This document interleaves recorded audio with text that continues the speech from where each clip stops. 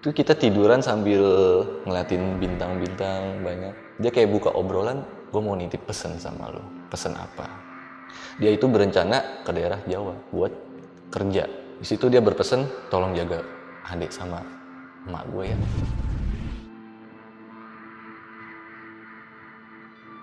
Cuman terus abis itu dia bangun, ngeliat ke arah jam 12 nih.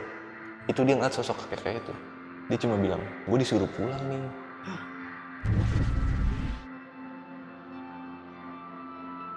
Kita baru mau ngangkat keril, tiba-tiba ada suara teriak, astagfirullahaladzim.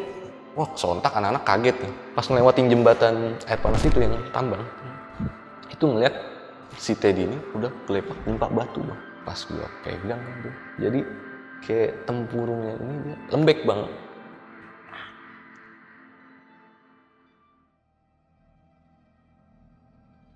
Halo semuanya, kembali lagi di Lentera Malam bareng gue Jamal. Dan di segmen Saksi Misteri kali ini, gue udah kedatangan narasumber yang akan bercerita tentang pengalaman horornya. Dan narasumber gue kali ini akan menceritakan tentang pendakiannya pada saat ke Gunung Gede Pangrango, di mana narasumber kali ini harus kehilangan salah satu teman baiknya. Kita langsung sapa aja narasumbernya. Di sini udah ada Bang Reja, Bang. Apa kabar, Bang? Alhamdulillah baik, Bang. Oke. Sahabat baik lo atau teman pendakian lo meninggal pada saat lo mendaki ke Gunung Gede Pangrango. Iya, Bang. Kali ini. Iya. Itu gimana ceritanya? Ya, jadi prosesnya itu ketika turun sih, Bang.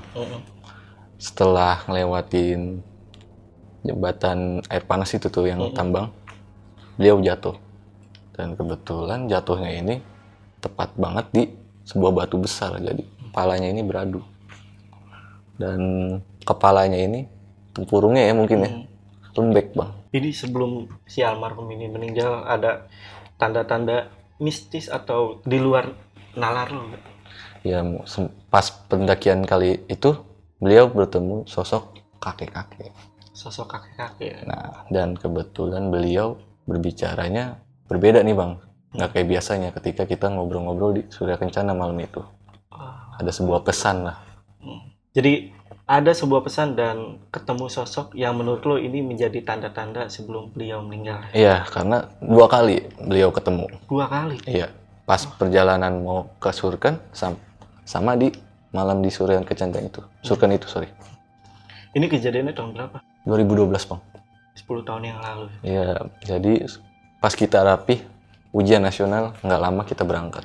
Oke, sebelum kalian dengerin ceritanya dari Bang Reja, gue mau ingetin ke kalian kalau misalkan kalian mau jadi narasumber, di Lentera Malam kalian bisa langsung DM aja ke IG-nya Lentera Malam, itu ada di @lenteramalam.id. Nanti kalian akan diarahin sama admin kita yang ada di sana. Dan kalian biasanya itu disuruh kirim untuk voice note. Jadi kalian tinggal kirim aja voice note kalian, dan nanti dikurasi sama admin kita. Kalau lolos, kalian jadi narasumber di Lentera Malam. Oke, sebelum kalian dengerin cerita lengkap dari Bang Reja, kalian tonton videonya sampai habis dan tanpa basa-basi lagi, Saksi Misteri, kita mulai.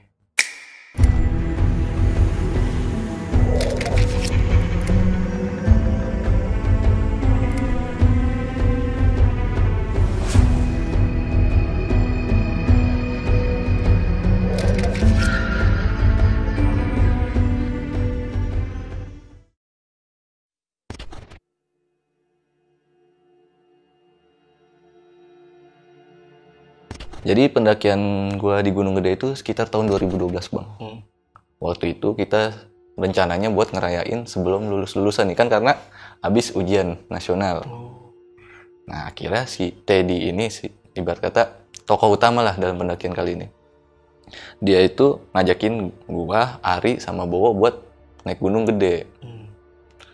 Akhirnya di situ udah sempat berdebat segala macam kan untuk logistik segala macam, karena kan waktu itu kita keterbatasan uang, Bang.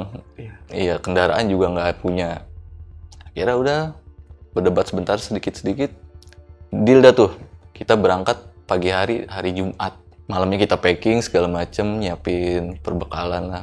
Tiba pagi hari Jumat itu kita berangkat menuju stasiun Pasar Minggu. Di stasiun Pasar Minggu itu kita sebentar kayak buat ngopi, ngerokok. Perjalanan berangkat itu sekitar jam 9 pagi dari Pasar Minggu. Nyampe di Bogor itu sekitar sore kalau nggak salah bang. Sore kita sempatin buat makan, ngerokok, ngopi. Nah itu kita perjalanan buat ke base camp Putri itu kita ngolbak bang di zaman itu. Oh, BM ya, BM. Iya. Ngolbak dah tuh ya kan, jalan dari satu tempat sehingga ngolbak lagi. Itu sampai malam tuh bang.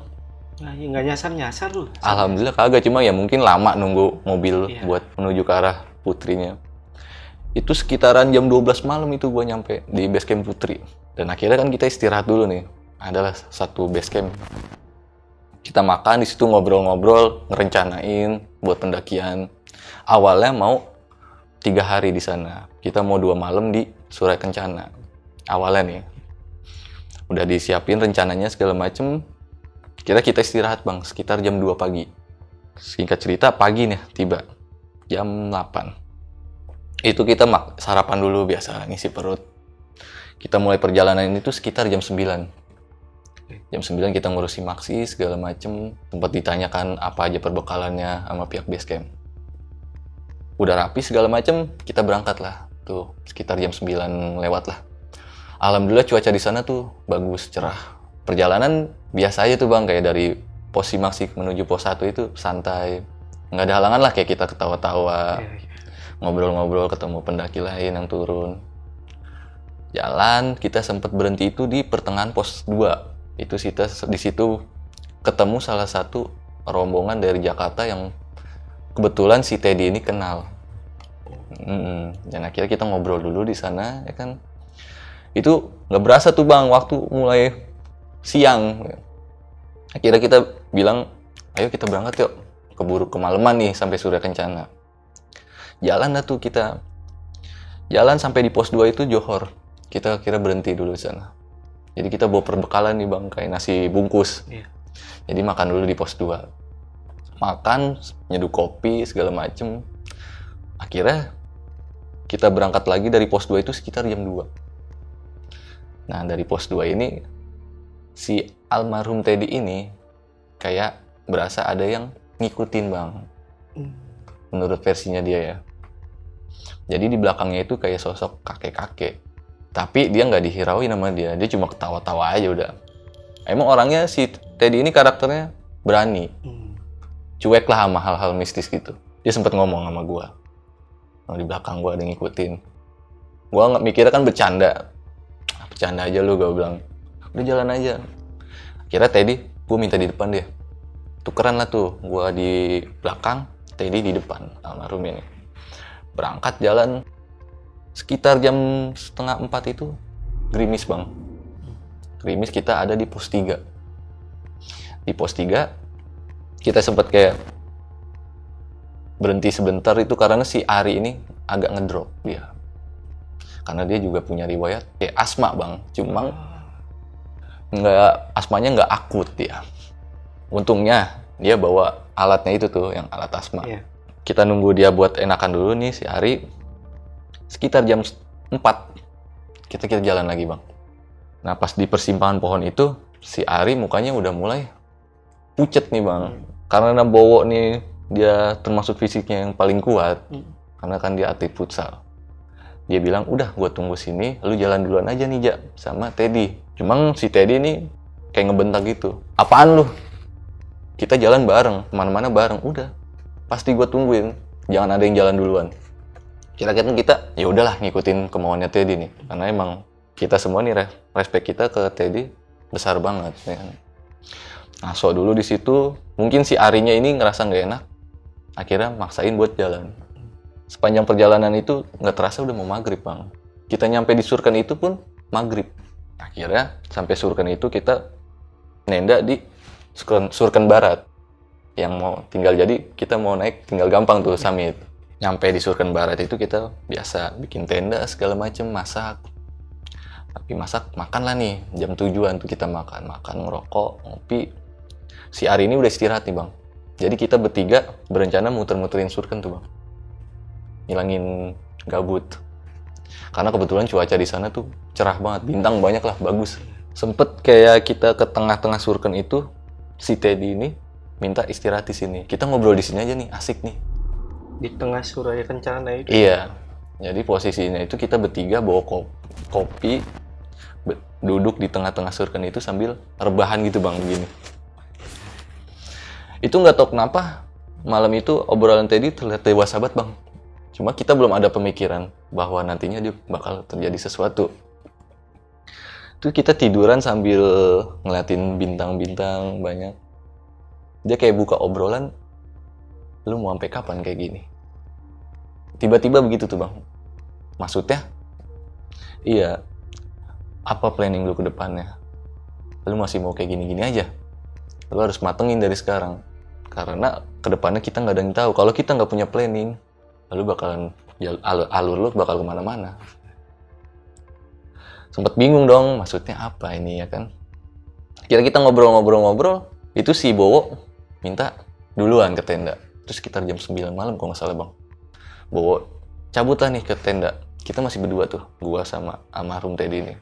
Pas gue pengen ngajakin dia pulang ke tenda nih, beliau kayak nahan gue bang. Sini dulu. Bingung dong gue, ada apaan? Ngobrol dulu ke tenda aja, cuaca udah mulai dingin ya kan. Gue mau nitip pesen sama lo. Pesen apa? Karena kan kebetulan dia ini putus sekolah bang. Dia lebih tua setahun dari gue, cuman dia putus sekolah. Dia itu berencana setelah turun dari Gunung Gede ini, dia mau ke daerah Jawa buat kerja. Alibinya dia. Di situ dia berpesan, tolong jaga adik sama emak gue ya. Gue tanya maksudnya gimana? Iya jagain aja, kan gue mau pergi jauh nih nyari duit. Gue minta lu, Ari sama Bowo, seminggu sekali lah lu datengin ke rumah gue. Seenggaknya lu nginfoin ke gue kalau keluarga gue baik-baik aja. Kan kebetulan juga orang tua lakinya ini udah nggak ada 2 tahun yang lalu. Gue bilang tenang, pasti kita jagain kok. Lu kerja aja, nggak usah mikir yang aneh-aneh. Saat itu firasat lu gimana? Gue sih nggak mikir apa-apa bang, maksudnya ya karena emang dia modelnya begitu bang. Kalau dia mau pergi jauh, dia selalu nitip adik sama ibunya ke anak-anak gitu. Dia sempet kayak janji ya, lu anak laki, omongan harus bisa dijaga, harus bisa dipertanggungjawabin. Akhirnya gue tabok lah sininya dia bang, gini, tenang lu kayak baru kenal aja. Gue bilang udah yuk kita cabut ke tenda. Tuh dia sempet kayak mikir, udah sini aja dulu, gue masih mau ngobrol kok tadi ya. Ya udahlah, mau nggak mau gue nemenin kan. Di malam itu dia ngobrol udah mulai kayak dewasa banget, kayak ntar adik gue harus kayak gini, gue pengen adik gue kayak gini, makanya gue harus nyari duit yang banyak gitu kan, biar nggak kayak gue gitu. Udah lu fokus aja, nggak usah mikir yang macem-macem. Nah ini kayak ada yang bikin bingung nih bang. Jadi pas lagi ngobrol itu, dia ngeliat sosok kakek-kakek itu. Posisi kita tiduran nih begini. Cuman terus abis itu dia bangun, ngeliat ke arah jam 12 nih. Itu dia ngeliat sosok kakek-kakek itu. Dia cuma bilang, gue disuruh pulang nih. Nah, itu gue mikir, pulang? Maksudnya apa? Iya, ada yang nyuruh gue pulang. Makanya gue nitip pesan ke lu, buat jaga adik-adik gue sama emak gue.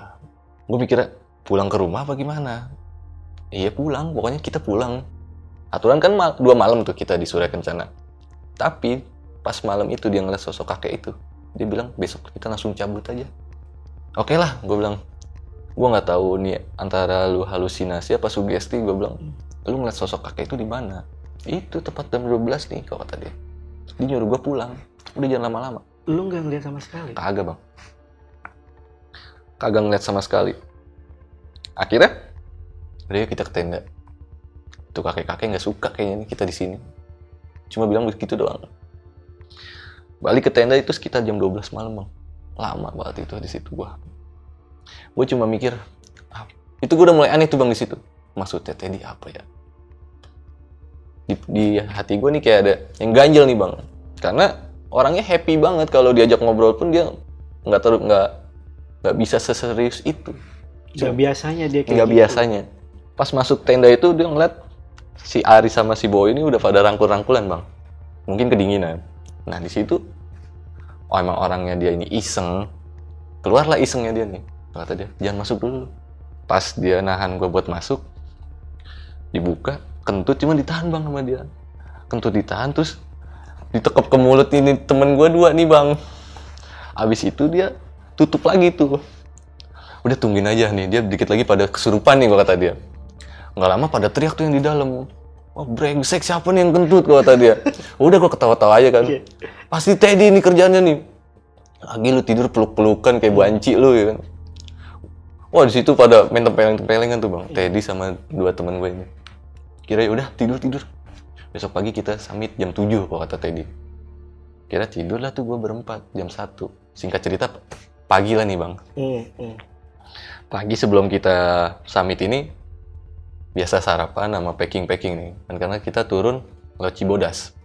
Mulai start buat summit itu sekitar jam 9. Berangkatlah gue. Sampai di puncak gede itu sekitar jam setengah 10. Jadi ada tempat favorit di Gunung Gede gua sama Teddy itu ada batu besar, gua biasa duduk di situ senderan. Iya. Iya. Tahu gue. Di situ kita ngobrol-ngobrol, ketawa-tawa, ceng-cengan. Itu lumayan lama tuh bang, sekitar jam 10 setengah 11-an gua di sana.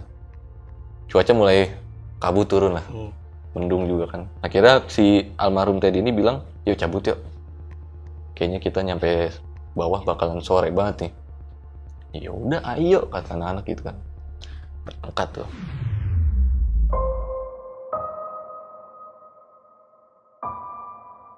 Alhamdulillah selama perjalanan turun sampai di kandang badak ini nggak ada apa-apa bang. Cuman almarhum Teddy ini udah mulai kayak tatapannya kosong bang. Yang tadinya dia happy banget dia mulai kayak murung. Terus juga dia meminta gue di belakangnya sweeping. Ya udahlah. Itu belum pada mikir yang aneh-aneh tuh bang.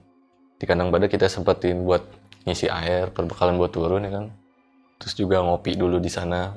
Sekitar jam 12 kita lanjut nih bang. Lanjut, kita buat berhenti di air panas. Niatnya mandi di sana.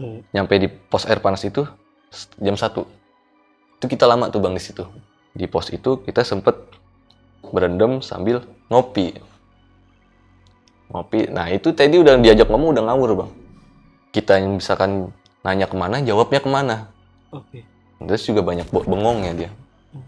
Ada yang bisa lo contohin ngawurnya tuh gimana? Iya kayak misalkan, Ted, turun sampai jam berapa nih di bawah? Udah ntar naik kereta aja. Bingung gak lu bang? Kita ngomong kemana, jawabnya kemana? Stres, paling digituin doang sama si Ari. Akhirnya udah mulai kedinginan tuh bang. Kedinginan karena cuacanya juga udah mulai berubah lah gitu. Jam 3 kita bangunin dari air panas itu. Ganti setelan segala macem. Nah Teddy ini minta jalan duluan. Alasannya mau buang air besar. Ya udah jalan duluan ketemu di Batu Kukus. Maksudnya jalan duluan itu jalan sendiri? Iya. Karena emang modelnya begitu bang dia karakternya.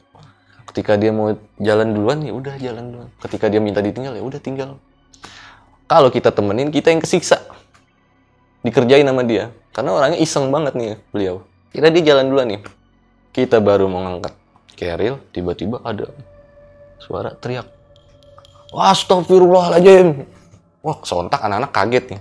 Bawa keril, pas ngelewatin jembatan air panas itu yang tambang. Itu ngeliat si Teddy ini udah kelepak. Nimpa batu bang. Buru-buru lah nih anak-anak nyamperin kan, lari. Pas di palanya digeser begitu, dia cuma kayak ketawa. Anjrit, apes gua. Cuma di sini udah keluar darah, sini keluar darah. Dari kuping. Dari kuping. Cuman dia masih sempet kayak ketawa kecil gitu. Anjrit, kalau kata dia, gua apes banget kayaknya nih kepleset. Pas diangkat sama temen gua nih. Ya, pegang. Udah begitu dong nih. Pegang nih Teddy, gue turun duluan. Kenapa? Gue bilang, udah, lu pegang nih Teddy, gue turun berdua nih sama Ari. Bawa ngomong gitu. Pas gue pegang kan tuh, dia mau jalan duluan nih. Jadi kayak tempurungnya ini dia lembek bang.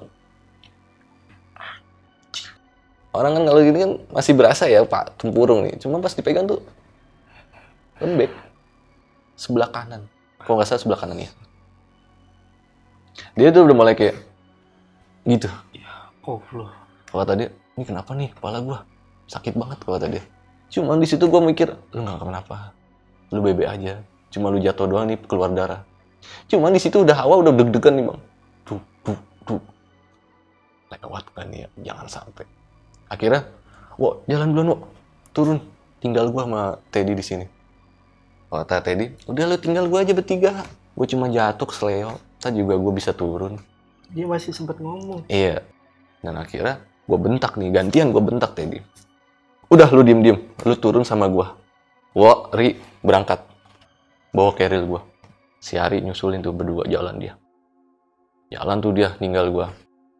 Si almarhum Teddy ini cuma bilang, udah gue gak apa-apa, tinggal gue aja. Biasa juga gue turun sendiri kok. Enggak, lu gak ngapa-ngapa. Udah yuk turun. Ngapa sih kata dia. Kepala gue sempoyongan nih, sakit kepala gue. Itu udah begini-gini aja bang. Gitu. Kok kata dia, gue gak mau gerakin kepala gue, cuma kepala gue gerak sendiri. Cuma udah ngomongnya udah mulai nadanya pelan. Mau nggak mau akhirnya kayak gue tanduk gitu tuh bang. Ayo jalan yuk. Kita turun. Keburu malam. Gue jalan tuh. Sempet berhenti tuh. Kata dia, gue mau muntah. Kira gue senderin lagi lah. Muntah lah dia. Cuma ada darah-darahnya dikit. Ini di sini kebetulan darah keluar mulu mas ini. Akhirnya kan gue kayak obatin sebentar lah bang. Kebetulan kan P3K itu ada di Depek. Enggak lama itu kan darahnya udah mulai berhenti. Gue coba gendong dia nih dari belakang. Gue gendong tuh udah mulai cuaca udah mulai kabut lah. Udah mulai nutupin jalur. Pakai headlamp. Itu jalan lama banget bang. Dan kebetulan di Gede lewat jalur Cibodas ini nggak tahu sugesti gue atau gimana. Kalau turun lewat situ itu kelihatan lama banget. Setiap ke Gede, nggak ngerti kenapa tahu. Masih sampai sekarang tuh di otakku bertanya-tanya. Kenapa kalau turun lewat Cibodas kelihatannya lama banget. Jalan mulai pelan tuh bang. Karena fisik gue juga udah mulai ngedrop. Gotong-gotong Teddy. Nah ketika mau sampai persimpangan yang kita mau arah base camp. Yang ke kiri ke arah Ciberem. Apa itu gue lupa nama posnya. Itu kan agak nurun gitu. Nah jadi posisi gue itu kepleset bang, karena jalurnya licin. Gue sempet jatuh bang, nabrak pohon. Ini bekasnya. Iya, gue lihat bekasnya. Iya, ini bekasnya nih. Gue ibarat kata nyium pohon gue, cuma jidat gue yang gue adu daripada muka gue. Cuman di sini berdarah, sini gue berdarah nih. Sempet ketawa tuh dia, goblok. Udah tahu sempoyongan, malah dibikin jatuh. Itu dia bilang gitu. Udah ngaso dulu, gue juga udah capek. Kira rokok dong ja. Masih mau ngerokok tuh di situ. Masih sempet mau ngerokok. Masih mau ngerokok. Gue bilang jangan ngerokok, nih minum air putih aja. Tetep dia kekeh. Rokok, gue pengen ngerokok. Ngapa sih? Gue gak kenapa-napa, kata dia. Udah minum air putih aja nih. Ja, ngerokok. Mau nggak mau lah gue kasih rokok. Ini rokok nih. Yuk turun yuk. Sembari ngerokok dah, lu ngerokok nggak apa-apa dah. Gue gendong. Udah jalan aja, tuntun kata dia. Kira jalan tuh bang gua. Itu udah mulai gelap tuh bang, mau maghrib kok nggak salah. Dari persimpangan itu, kira gue jalan tuh santai. Saking udah capeknya kan, di perjalanan tuh kayak suara burung segala macam, cuma gua nggak hirauin bang. Ada suara-suara, ya sekelibatan kayak entah kayak kuntilanak ketawa atau gimana, cuma nggak gua hirauin lah. Gua pada saat itu fokus ke Teddy ini. Gua cuma di hati kecil gue ini udah mulai ngerasa nggak enak nih bang. Ini Teddy bakal selamat nggak ya? Karena gue pegang itu lembek. Dia udah mulai kayak matanya udah layu. Cuma ya tetep gue hirauin. Maksudnya udah lu, gue mencain suasana, lu nggak bakalan ngapa-napa. Udah yuk kita turun. Di perjalanan itu sempet gue ngaso di yang jembatan kayak kayu itu tuh bang, yang kayak danau-danau tuh. Iya. Itu saking capeknya, gue bilang Ted, ngaso dulu ke sini. Tiduran tuh bang gue berdua. Gue dalam hati gue mikir, kalau gue harus lewat berdua, silakan. Gue pasrah. Karena gue mikir Teddy udah nggak bisa diajak ngomong bang. Pingsan, cuma kayak masih sadar gitu bang, matanya kayak kedap-kedip doang. Cuma tangannya udah mulai geget. Gue kan mikirnya, dingin nih ya, keluar darah banyak. Cuma udah nggak sadar diajak ngomong. Udah, Gue sampai dalam hati gue, maafin gue. Gue udah begitu aja. maafin gue Ted, maafin gue. Kayaknya lu nggak bakalan selamat. Itu malam Bang di situ. Gue udah kaki gue gemeteran segala macem. Gue udah mikir, aduh Teddy lewat nih. Nah kebetulan sadar tuh Bang dia. Sempet sadar sebentar. Udah tinggal gue aja. Gue ikhlas kok tadi ya. Enggak, kita turun bareng, naik bareng, turun bareng kok. Kata gue gitu kan. Ya udah, fisik lu benerin dulu. Nggak apa-apa gue di sini tiduran. Udah tuh agak lama tuh Bang di situ sambil ngerokok gue. Bisa nggak nih selamat? Gue bisa ngomong apa nih ke keluarganya kalau nanti turun ya kan? Akhirnya, yuk jalan Ted. Gue panggul tuh. Panggul juga udah jalannya dikit-dikit jatuh Bang gue, karena udah ngedrop. Ketika perjalanan itu, Teddy udah nggak sadar lagi tuh Bang. Cuma tangannya udah. Akhirnya mau nggak mau gue bopong, gue gendong belakang lagi. Sempet kayak ngeluarin kayak air liur dia. Gila. Kira gue masih kayak selamat, lu bisa selamat. Gue tahu lu orangnya kuat, karena emang kan beliau orangnya bener-bener fisiknya oke Bang, gue akuin. Udah mau malam dah selepas Isya itu kalau nggak salah, mau sampai di Telaga Warna, dan akhirnya di situ gue udah pasrah Bang, lepak gue berduaan di situ. Ted udah nggak nyaut, Udah nggak ada jawaban dari nggak ada jawaban. Ted, bangun gitu. Udah diem aja, cuma tangannya masih gini, sama kepalanya. Kayak orang kejang gimana sih Bang? Gitu-gitu aja tuh. Ted, gue panik tuh Bang. Wah. Kayak gue cek nadinya dia. Napasnya, cuma napasnya emang udah agak sesenggukan dia. Kayak berat. Selang 30 menit itu datang tuh. Dari bawah, Bowo sama si Ari. Bawa tim SAR itu. Iya. Ketika gue sadar Bowo itu nyampe, langsung gue teriak, tolongin teman saya nih, udah nggak sadar nih, cepetan, tinggal saya aja, kalau perlu langsung bawa ke rumah sakit, karena ini keadaannya darurat. Yang satu bilang, ini gimana kejadiannya, di mana, kayak gimana prosesnya. Udah ntar tanya saya aja, sekarang minta tolong saya, tolong bawa turun, langsung bawa ke rumah sakit, karena ini genting banget nih, udah urgent banget. Pas dipegang nih sama dia, mau ditandu, emang udah baik. Astagfirullahaladzim, kata dia. Ini jatuh kenapa, Udah bawa tolong, gua sampai tolong, bawa turun teman saya. Akhirnya jalan tuh dia. Gua di situ ada Ari sama Bawa sama salah satu tim SAR itu di situ. Gua bilang lu turun, tinggalin gua sendiri, gua nggak apa-apa. Akhirnya Bawa sama itu ngikut nih ke bawah. Tim SAR yang satunya ini yang standby tetap jagain gua, takut gua kenapa-napa karena dilihat sini gua udah berdarah. Gua bilang sama Bawa, langsung ke rumah sakit. Urusan ntar di pihak SAR Gunung Gede ini minta penjelasannya, gue yang cerita. Yang benar lu masih kuat nggak? Udah kuat, tolong bawa. Feeling gue udah nggak enak. Gue sempet ngaso kan, udah gregetan aja gue, udah gregetan karena cuaca di situ udah mulai dingin juga. Ditanya nama salah satu SAR-nya ini yang standby sama gue, kejadiannya gimana? Kenapa temennya bisa sampai parah kayak gitu? Ini nggak bakalan bisa selamat nih. Langsung gue gini, udah jangan dibahas. Gue nggak mau denger kalimat-kalimat nggak bisa diselamatin. Gue masih positif thinking kalau temen gue bakal selamat. Mau gimana nanti ujungnya dia ke depannya, nggak masalah lah. Yang penting masih bisa diselamatin. Akhirnya dibopong sama dia gantian gue. Jalan. Nyampe di base camp Cibodas itu, gue sempat ditanya-tanya dulu tuh Bang, sama salah satu tim SAR-nya situ. Prosesnya kayak apa segala macam. Cuma gue ngeyakinin tim SAR ini dibawa kemana teman saya. Tenang, dibawa ke rumah sakit daerah bawah. Insya Allah selamat lah, udah dapat pertolongan pertama. Tuh gue ditanya-tanya tuh Bang prosesnya kenapa aja, kejadiannya kayak gimana. Gue udah greget, udah gemeteran. Gue cuma minta sama pihak tim SAR itu, tolong jangan diliput, jangan diinfoin, karena ini kesalahan kita yang ceroboh, karena ninggalin teman kita jalan sendiri. Karena kebetulan di pendakian kali itu tuh Teddy cuma pakai sendal. Jadi sepatunya ditaruh di keril. Pada saat turun itu? Iya. Jadi pas dia turun itu, dia pakai sendal jepit. Bawa keril, sepatunya diikat. Si Teddy jatuhnya itu berapa meter? Ya lumayan sih Bang, sekitaran. Kalau dari sini ke situ, pojok kamar mandi nih, ada berapa tuh? 2 meteran.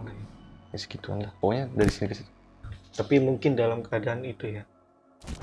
Nah, langsung kena kepalanya ya? Iya, jadi TKP-nya itu kalau kata si Ari, kan karena Ari ngelihat proses jatuhnya. Jadi ini si Teddy, Ari, ini gua nih sama Bowo. Jadi posisinya kayak bener-bener langsung gitu tuh bang. Kayak orang, gua nggak ngerti dijorokin atau gimana, cuma posisi langsung doyong gitu, set ke depan, kebalik, nggak berhenti, beradu sama batu besar itu.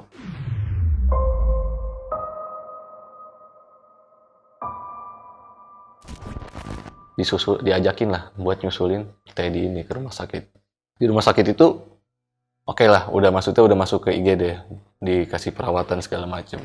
Tapi karena di sana kita nggak punya perbekalan uang, akhirnya kita minta tolong si Bowo ini. Nah kebetulan si Bowo ini keluarga yang bercukupan dalam materi. Minta tolong orang tuanya, biaya segala macam. Setelah diurus sama bapaknya Bowo ini, nggak lama pihak rumah sakit ngasih solusi bang. Jadi ngasih solusinya gini, kita di sini peralatan kita nggak lengkap, jadi harus dirujuk ke rumah sakit yang lebih lengkap alatnya. Nah kebetulan keluarganya Bowo ini bilang, udah bawa ke rumah sakit Jakarta aja kalau emang masih bisa ditangani di ambulan, pakai segala macam oksigen. Akhirnya ngurusin segala macam tuh, biaya buat ambulansnya segala macam. Kita malam itu kita langsung berangkat tuh ke Jakarta bang, kayak ambulan. Jadi di depan itu masih gue pegangin tuh bang, di paha gue masih begitu bang, masih gerak sendiri, cuma nggak sadar. Masih ada gerakan ya? Masih gerak sendiri. Nah, memang di sini udah masih keluar darah. Pikiran gue jangan sampai mikir kalau ini bakalan lewat. Gue sempat berdebat sama Ari, tolong aja, udah lu jangan macem-macem lu ngomongnya, udah kita jalan aja. Di perjalanan itu kita memang posisi ambulan itu cepet banget sih bang ya.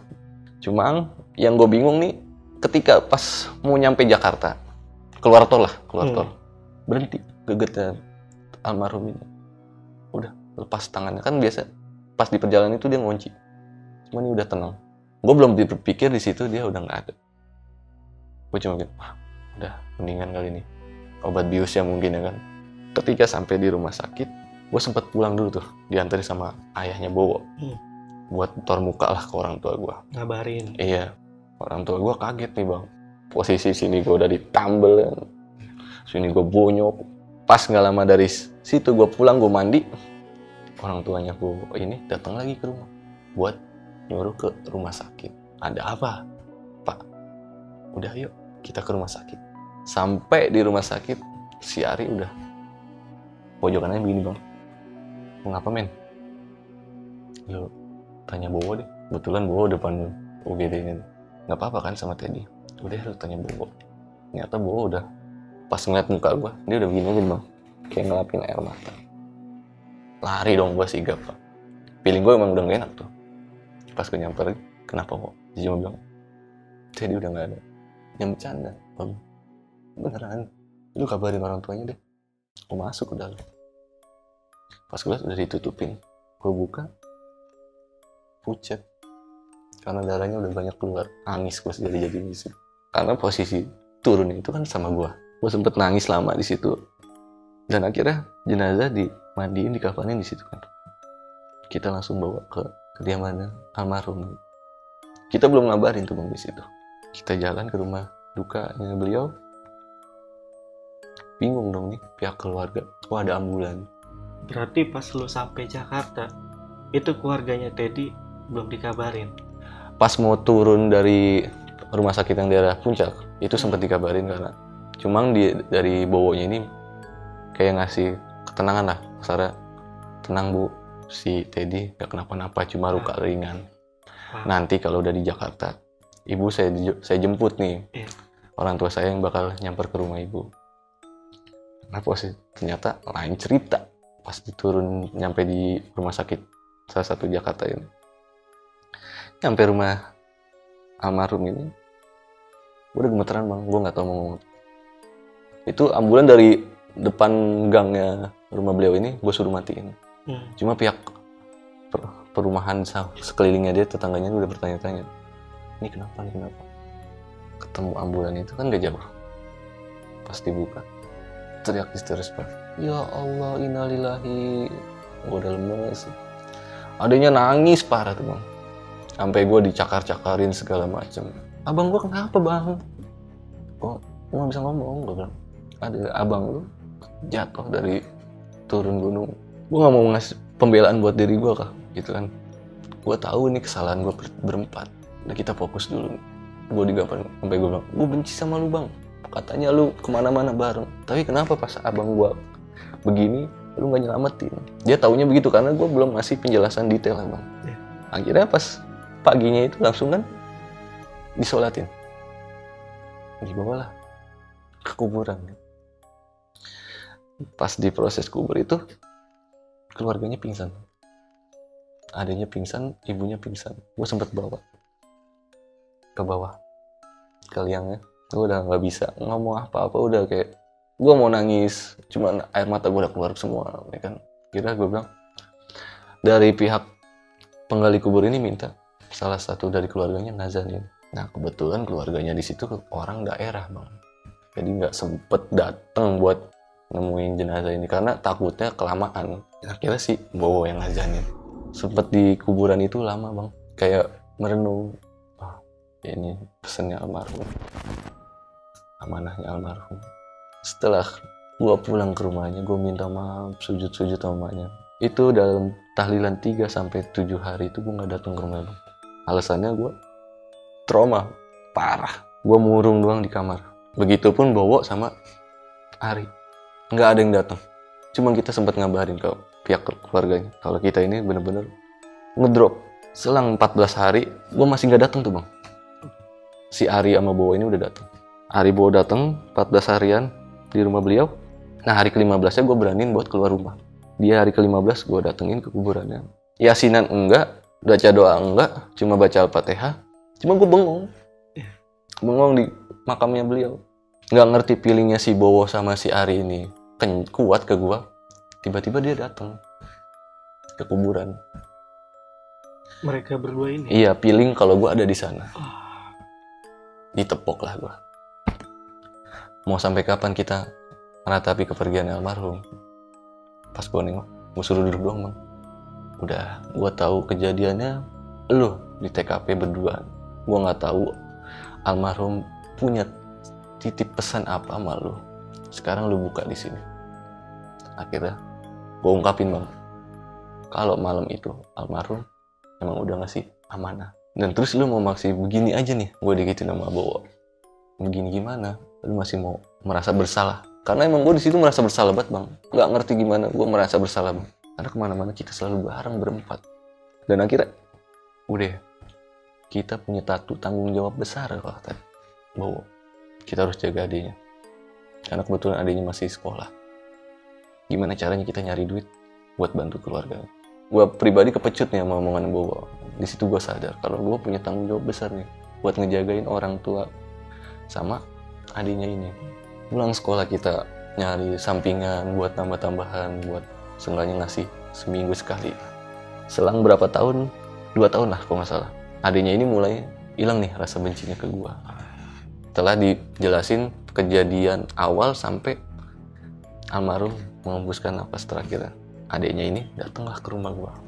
Tiba-tiba Salim meluk gue, minta maaf. Gue cuma bilang, udah jangan sampai minta maaf kayak gini. Gue yang harusnya minta maaf karena gue nggak bisa jagain abang lo. Sadar di situ udah mulai erat hubungan gue sama adiknya. Setelah 4 bulan ibunya meninggal karena emang punya riwayat sakit lu dalam.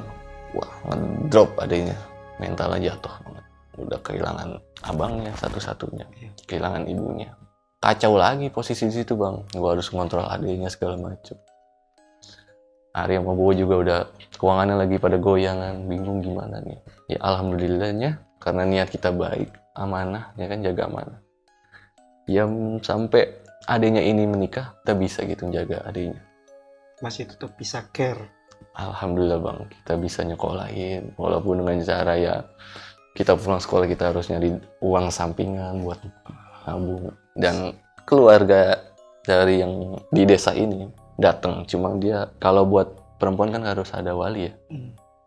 Nah, kebetulan adiknya ini minta gua gua yang jadi walinya. Ya udah, di situ hubungan kita sampai sekarang alhamdulillah masih komunikasi sampai sekarang. Sorry, untuk bokapnya gimana ya? Bokapnya itu 2 tahun sebelum kejadian almarhum meninggal kan emang udah nggak ada, meninggal. Nah jadi semua yang nanggung biaya itu keluarganya almarhum Teddy. Makanya dia mutusin buat nggak ngelanjutin sekolah karena buat nyari nafkah. Jadi tulang punggung keluarga Teddy. Iya. Sebelum lu mendaki sama almarhum Teddy ini, lu sempet ngeliat ada tanda-tanda lain sama si almarhum? Enggak sih bang, enggak sama sekali. Karena ya sebelum turun itu pas di kandang badak itu, ya masih gelogat biasa, masih kayak Teddy yang kita kenal. Sebelum mendaki? Nggak ada, cuma kayak gue pengen naik nih, naik. Udah lama banget gue nggak gede. Kali ya ini habis naik gue bisa ngeplong otak gue, itu doang. Itu doang. Iya, karena emang dia kan naik ke gede ini untuk yang kedua kalinya. Pertama dia udah. Ini yang kedua kalinya nih yang akhirnya bisa buat dia kehilangan nyawanya dia. 10 tahun yang lalu ya bro? Ya kurang lebih bang. Lu masih sempat ke makam beliau? Alhamdulillah bang, walaupun lumayan jauh ya. Karena kan bukan daerah Jakarta. Kita datang ke sono, ya kalau lagi emang bener-bener kita bertiga free gitu. Nah yang gue penasaran, sosok si kakek-kakek yang dilihat sama almarhum Teddy, Iya. itu sosoknya kayak gimana? Boleh didetailin lagi? Almarhum Teddy ini bilang kan sosok kakek-kakeknya tuh kayak pakai baju adat, cuma adat Jawa bang, sambil ngerokok, cuma matanya tajam, rambutnya putih. Dia cuma bilang di situ, pulang do, cuma do. Sempet bilang? Iya, ke almarhum Teddy-nya ini, pulang do, jangan lama-lama di gunung. Cuma nggak ngerti kalau ternyata pulangnya itu bukan ke rumah. Ya mungkin kalau menurut gue kalau gue yang tangkep ya bang, dalam arti pulangnya itu pulang cuma keadaan meninggalnya di rumah. Kalau pas gue berapa tahun ke depan pikirin lagi, mungkin itu maksudnya jangan sampai ketika lu meninggal jauh dari orang tua. Itu pesan dari Teddy yang paling lo inget ya? Iya bang, jagain adiknya karena adiknya paling dia sayang. Nah, satu pertanyaan gue lagi, gue nih penasaran sama sudut pandang dari 2 temen lo yang lain ini nih. Iya. Si Ari sama Bowo. Iya. Dan ada pesan lain gak sih dari almarhum ke mereka berdua ini? Ada sih bang, sebelumnya juga udah pernah diceritain di channel gue. Dari salah satu temen yang ini nih antara, yang Ari sama Bowo ini pernah cerita di channel gue. Di channel lo ya? Iya. Oke, jadi buat teman-teman yang penasaran sama sudut pandang dari temannya Bang Reja, teman-teman bisa langsung aja ke channelnya Reja. Nanti mungkin linknya gue taruh di deskripsi.